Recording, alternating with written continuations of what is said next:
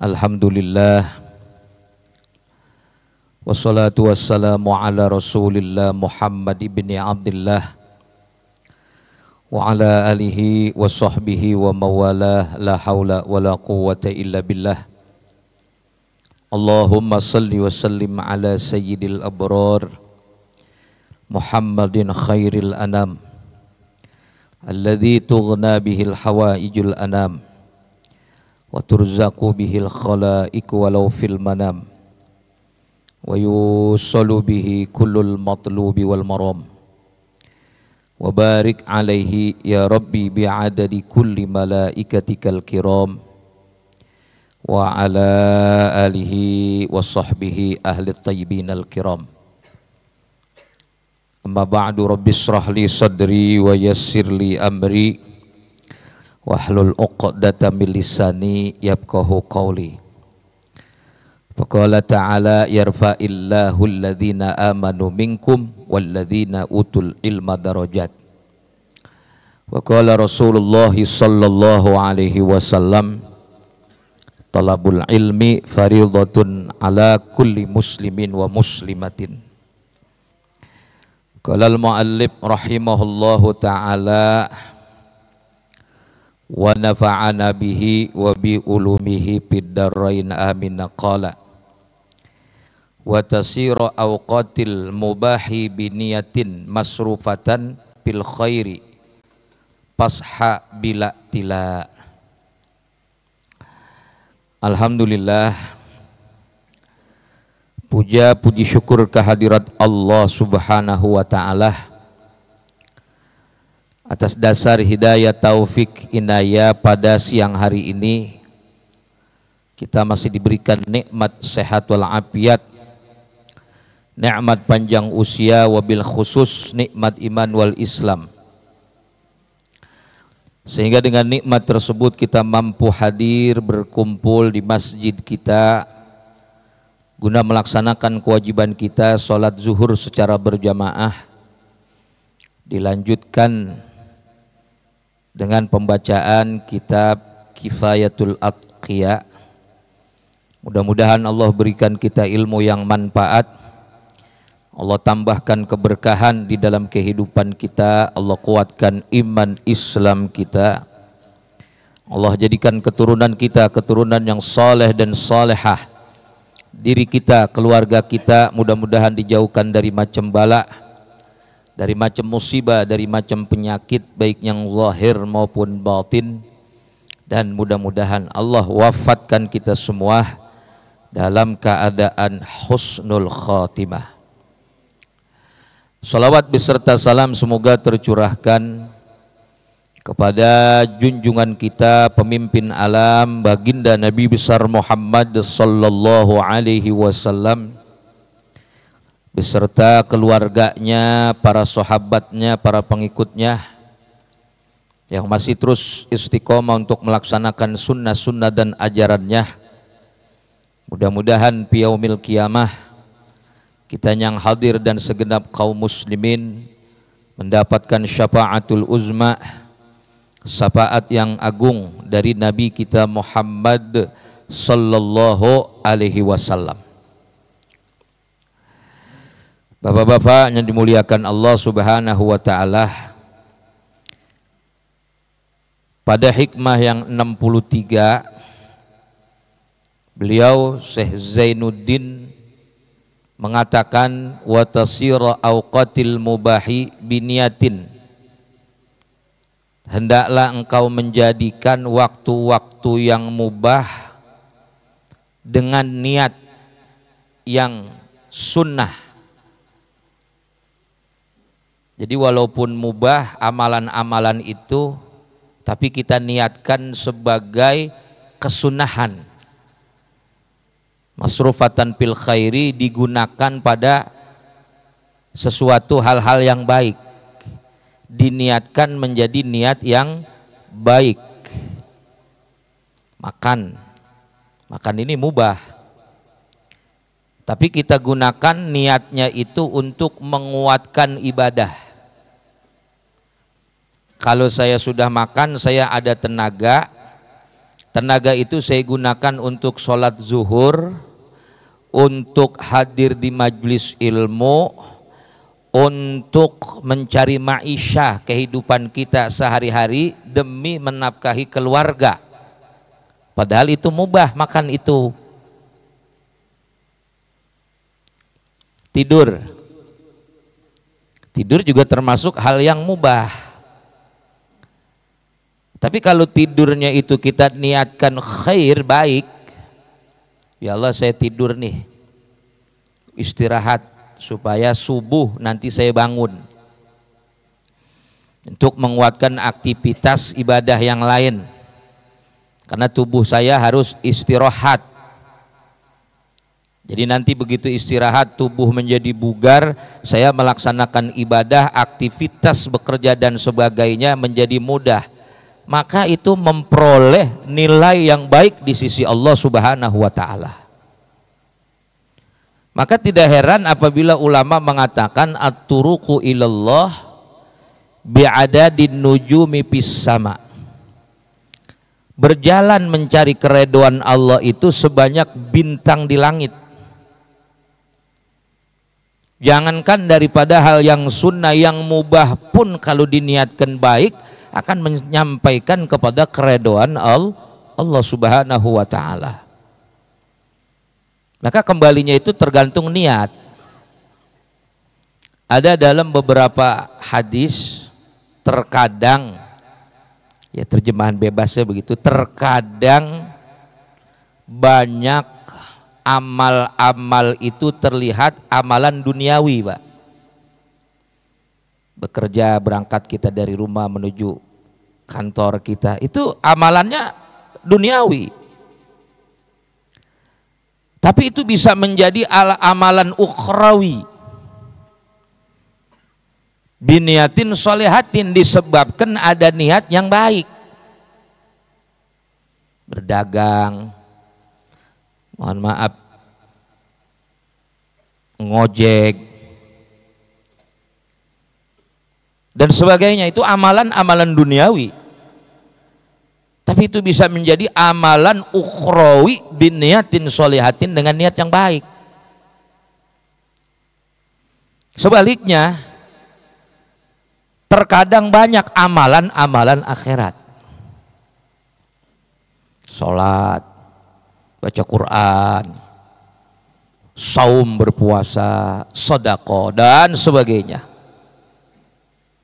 tapi malah tidak mendapatkan pahala akhirat, disebabkan niatnya yang buruk, disebabkan niatnya yang jelek. Tujuannya bukan kepada akhirat, tapi tujuannya adalah kepada duniawi, kepada hawa nafsunya. Maka ada ayat yang biasa kita tahu, wa ma khalaqtul jinna wal insa illa liya'budun. Aku tidak ciptakan jin dan manusia kecuali beribadah. Ini banyak pertanyaan. Aku tidak ciptakan jin dan manusia kecuali beribadah. Oh, berarti 24 jam ini kita beribadah, bagaimana caranya? Pertanyaannya begitu. Sementara saya mesti bekerja, saya mesti istirahat, memejamkan mata saya. Kalau begitu saya nggak bisa dong 24 jam. Bisa. Yaitu dengan niatnya yang bagus. Jadi sini kata Kiai Musannif, beliau mengatakan hadhil jumlah waqi'atun fi jawabi su'ali nasyi'in mimma qablahu takdiruhu kaifa ta'muruna bi sarfi jami'il awqati fi ta'ati. Pertanyaannya, bagaimana Allah memerintahkan kepada kita menggunakan seluruh waktu untuk taat kepada Allah. Tadi seperti tadi, wa ma khalaqtul jinna wal insa illa liya'budu. Ma'a anna dzalika la yata'atta. Sementara hal itu tidak bisa tercapai karena saya mesti bekerja dan sebagainya. La budda lana min fi'lil mubah, karena terkadang kita melaksanakan hal-hal yang mubah. Talabul maisha, bekerja ini termasuk mubah. makan, minum, tidur mubah. Walaupun dalam satu hadis mengatakan thalabul halali wajibun, bekerja itu hukumnya adalah wajib.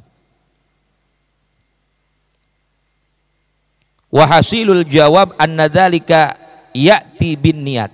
Kesimpulan jawabannya, semua hal itu bisa menjadi ibadah anna dzalika ya'ti bin niyati, kalau ada niat.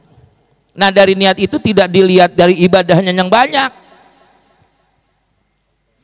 Wah, si fulan baca sholawat seharian, satu hari 1000 banyaknya. Oh, si fulan satu hari dia baca Quran sekian juz. Tidak. Dilihat oleh Allah Subhanahu wa ta'ala mana yang mau ibadah. Oh, ada si fulan mau dia beribadah. Yang wajib-wajib ada. Nah, setelah dia banyak orang yang melaksanakan ibadah, difilter kembali. Difilter melalui niatnya. Ada yang sekedar, hanya sekedar saja. Rupanya rupa akhirat, tapi hanya sekedar. Ya, hanya sekedarnya. Tidak benar-benar 100% tujuannya kepada akhirat. Ya, banyak itu. Idil mubahu yanqalibu ta'atan biha kama qala Ibnu Ruslan. Ada Imam Ibnu Ruslan nih, orang yang lahir di Gaza di Palestina. Dia punya kitab namanya Matan Zubat. Lakin idza nawa bi aklihil qawa li ta'atillahi lahu ma qad nawa. Biasanya ini syairnya nih. Beliau bersair, lakin idza nawa bi aklihil qawa li taatillahi lahu ma qad nawa. Lakin akan tetapi idza nawa, apabila seseorang berniat bi aklihi, di saat dia makan dia berniat al qawa li taatillahi lahu, kuat untuk taat kepada Allah. Jadi dia makan bukan untuk menghasilkan hawa nafsu. Oh, saya makan daging tertentu supaya nafsu saya, syahwat saya. Tidak. Karena apa-apa yang diciptakan oleh Allah harus tujuannya karena Allah. Sebagaimana doa iftitah dalam surat Al-An'am, Qul inna sholati wa nusuki wa mahyaya wa mamati lillah. Lillah itu niat. Nah, sehingga 24 jam itu benar-benar jadi ibadah dengan adanya niat. Lakin idza nawa bi aqlihil qawa li ta'atillahi lahu ma qad nawa, berdasarkan apa yang dia niatkan. Fa idza nawaita bil aqli wasyurbi at-taqwa 'alal ibadah lal istildzad. Kalau engkau berniat di saat makan dan minum supaya kuat ibadah, bukan mencari kelezatan, bukan mencari kenikmatan semata-mata. Ya, kalau kita makan udah nggak kepikiran ke situ. Mana makanan yang enak? Nggak ada kepikiran bahwasanya makan itu untuk menguatkan ibadah. Jarang sekali adanya, Pak, sekarang ini. Kita pilih-pilih makanan mana yang nggak enak, mana yang enak. Karena kita carinya adalah istilzad, mencari kenikmatan, mencari kelezatan, bukan untuk menguatkan. Ini masalah makan doang nih, barang yang mubah. Wa binau'i daf'al malal wasamah fil ibadah la irhatan nafsi. Niat pada waktu tidur untuk menolak kebosanan dan kejemuan di dalam ibadah. Kadang karena terlalu lelah, terlalu capek, ibadah kita jadi bosan. Kita istirahat dulu lah, kita rebahan dulu lah, kita pejamkan mata dahulu ah. Nah, begitu kita sudah bangun tidur, badan kita seger kembali, sehingga kita melaksanakan aktivitas ini karena Allah. Ini hal yang terlihat sepele sebetulnya. Ini pelajaran ini sudah setiap hari, tapi untuk menancapkan niatnya itu yang nggak ada. La irahatan nafsi, bukan nyenengin nafsu. Kalau orang tidur untuk nyenengin nafsu, begitu jam 4 ya, lewat 27-26 kumandang subuh, dia terusin tidurnya, Pak. Berarti dia lebih mengutamakan hawa nafsu. Tapi kalau dia tidur untuk menguatkan ibadah, ditambah dia banyak keimanannya kepada Allah Subhanahu wa taala, jam 3:30, jam 4 dia udah bangun duluan sebelum berkumandangnya azan. Fa amma man tagha wa atharal hayatad dunya fa innal jahima hiyal ma'wa. Orang-orang yang melampaui batas. Tagha, melampaui batas tuh ngikutin hawa nafsu. Cuman orang yang mengikuti hawa nafsu, ada yang partainya besar, ada yang partainya kecil. Kita partainya kecil hanya ngikutin nafsu pengen tidur, partainya kecil. Tapi kalau setiap hari membahayakan, Pak. Wa atharal hayatad dunya, kalau orang ngikutin hawa nafsu lebih mengutamakan urusan duniawi. Buat apa saya sholat zuhur? Udahlah, mendingan saya duduk aja dulu. Saya mau makan siang lah. Oh, berarti ini masuk kategori wa atharul hayatad dunya. Dia lebih mengutamakan kehidupan dunia. Tapi kalau dia mengikuti keimanannya kepada Allah Subhanahu wa taala, gampang itu makan. Toh tujuan makan juga bukan untuk sekedar menyehatkan. Tujuan makan pun tujuannya hanya untuk menguatkan ibadah. Jadi hal yang aneh kalau orang makan tapi dia tidak beribadah kepada Allah. Ini mohon maaf, tujuannya buat apa? Karena di agama kita seperti itu ajarannya. Dalam agama kita hal yang mubah pun harus dijadikan ibadah kepada Allah. Wabil mudaja'ati ma'a halilatika. Bahkan begitu kita berbaring dengan istri kita, itu hal yang mudah. Qadha'a haqqiha, kita menunaikan hak istri yang itu sudah ditentukan al-muta'ayyan fi syar'i, bukan hanya sekedar melampiaskan seperti itu, tapi itu adalah memang Allah perintahkan sehingga akan bernilai ibadah kepada Allah Subhanahu wa taala. Demikian pula ketika kita nyampur dengan istri kita, tujuannya adalah tahsinu dinika, menjaga agama. Sebab kalau tidak seperti itu rusak kita punya agama. Mohon maaf, bisa rusak agama kita. Tapi begitu kita bergaul dengan istri kita, tujuannya adalah tahsin dinik, menjaga agama. Wa taksir ummati Sayyidina Muhammad, memperbanyak umat Nabi besar Muhammad sallallahu alaihi wasallam kalau punya keturunan. Jadi bukan hanya sekedar enak-enakan melampaui hawa nafsu, tidak. Sebab nanti di akhirat semua perbuatan kita ini ditimbang, dihisab oleh Allah Subhanahu wa taala. Nah, hisabannya itu tergantung niat kita di alam dunianya. Makanya ulama enggak bakalan mengabaikan hal ini. Jangan sampai umat Muhammad ini lupa. Jadi hal yang menurut kita ini hal yang sepele, banyak yang lupa. Wa'lam annahu yatadha'aful amalul wahid biqadri niyati fihi. Satu amal, ya kata Syekh Abu Bakar Syatta, itu pahalanya bisa berlipat ganda. Padahal hanya satu amal. Biqadri niyati fihi, karena menghitung ukuran niat di dalam amal itu. Misalnya kajulusin fil masjid biniyatil i'tikaf, duduk di masjid niat itikaf. Zuhur udah berakhir, ya sudah selesai, tapi kita duduk di sini kenapa? Oh, kita niatkan itikaf, nawaitul itikafa, saya niat itikaf sunnah karena Allah. Wantidhari sholati, menunggu sholat, azan belum berkumandang kita udah tungguin, Pak. Itu satu amalnya tapi bisa berlipat ganda.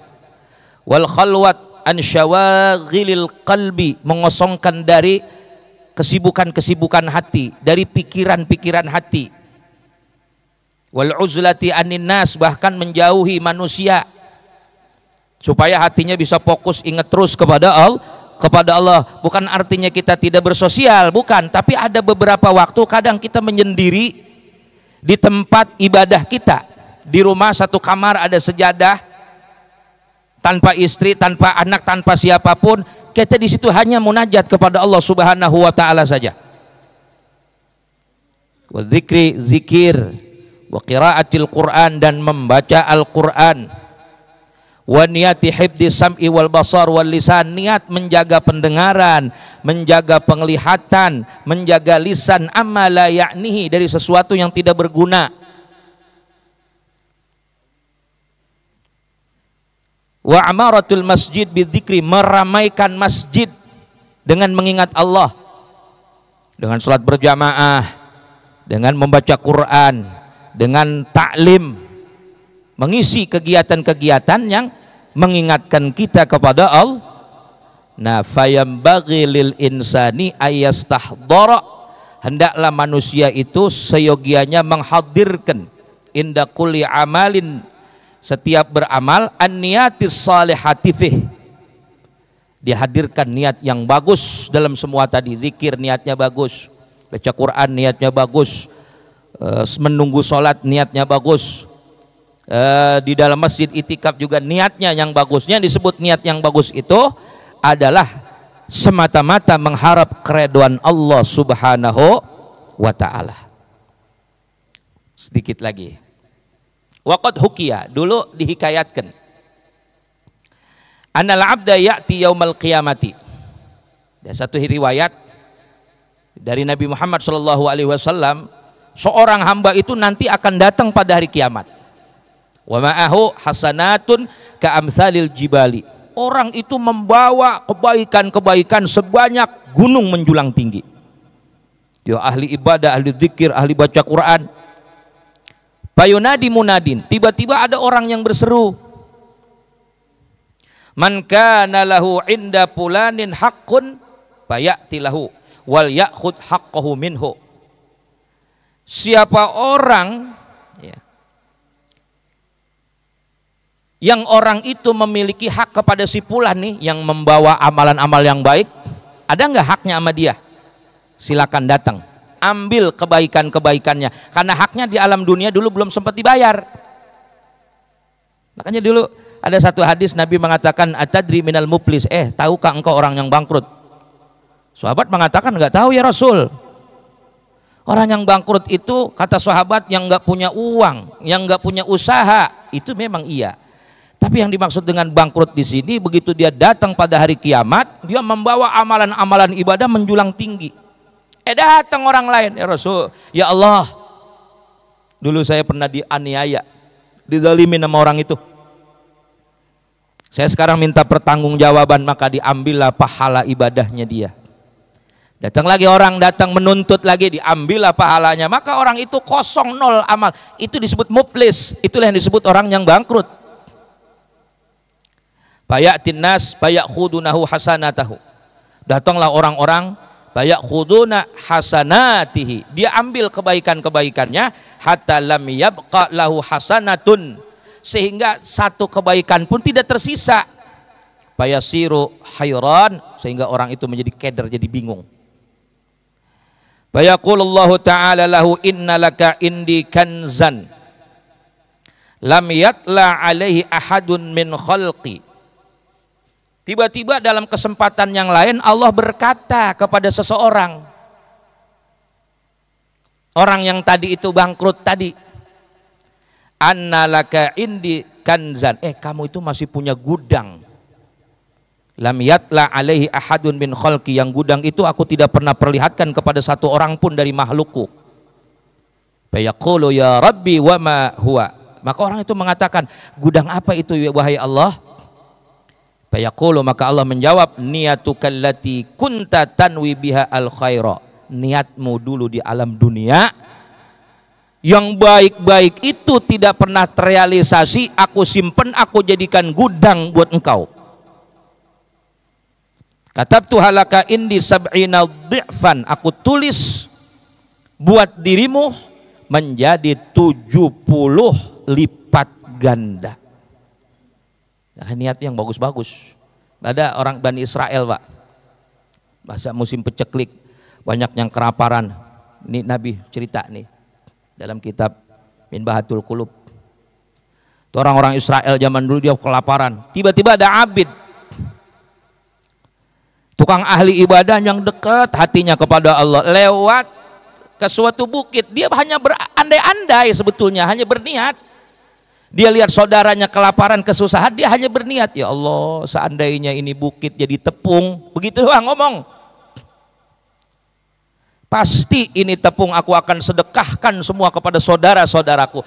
Cuman begitu doang dia niat di dalam kolbu dengan tulus ikhlas, diterima oleh Allah Subhanahu wa ta'ala. Jadi seperti inilah hikmah yang ke-63, wa tasira awqatil mubah biniyatin masrufatan bil khair.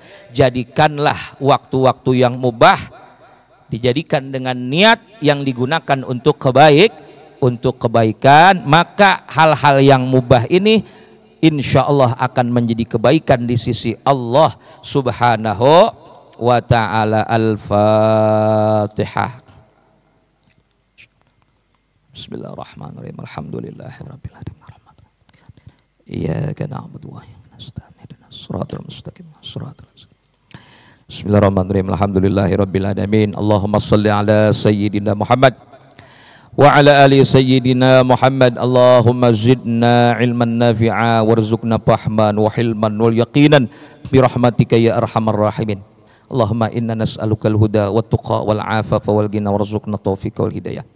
Allahumma inna na'udzubika min ilmi la yanfa'u, min qalbin la yakhsha'u, wa min nafsin la tasba'u, wa min du'ain la yustajabu laha. Allahumma inna na'udzubika minal hammi wal hazani, wa na'udzubika minal ajazi wal kasali, wa na'udzubika minal jubni wal bukhli wal harami, wa na'udzubika min ghalabatid daini wa qahrid rijal. Rabbana atina fid dunya hasanah wa fil akhirati hasanah wa qina adzabannar. Walhamdulillahi rabbil alamin. Itu saja yang kami sampaikan. Banyak kekurangan, banyak kekhilafan, mohon kiranya dibukakan pintu maaf yang seluas-luasnya. Billahi taufiq wal hidayah. Wassalamualaikum warahmatullahi wabarakatuh.